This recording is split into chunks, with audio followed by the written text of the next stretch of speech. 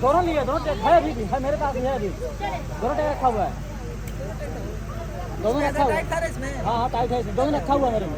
ठीक है ना? हाँ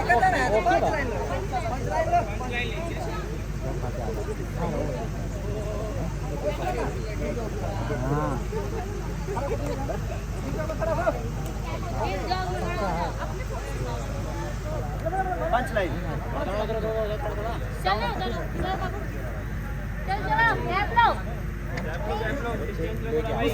ना अकेला अकेला बीच से हट, बीच से निकलो। अरे उसी में घुसेगा एक साइड, किसी एक साइड जा, ये कह रहा हूँ। कैसे भाई जी आप भी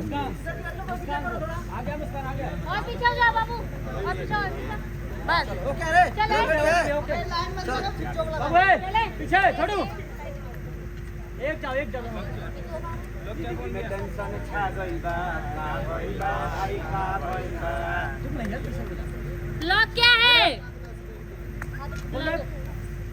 दिनेश ईशा हम म्यूजिक पीसेस का अदिति लाइन भी है नाइस इसका, इनका लाइन और म्यूजिक पीस वो खा ले लेंगे।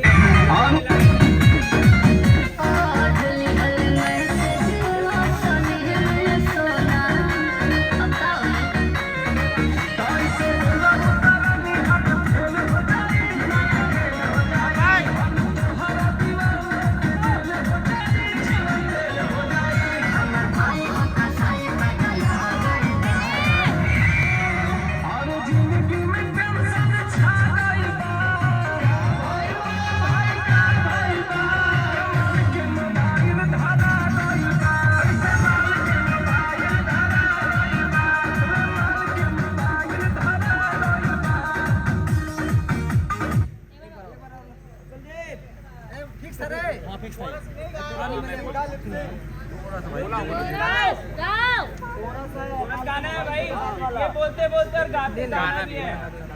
अरे लड़का गाते हैं तो हम बता पड़ेगा लड़के करीब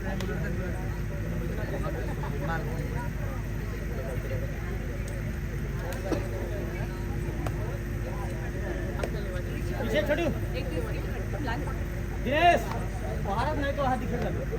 थैंक यू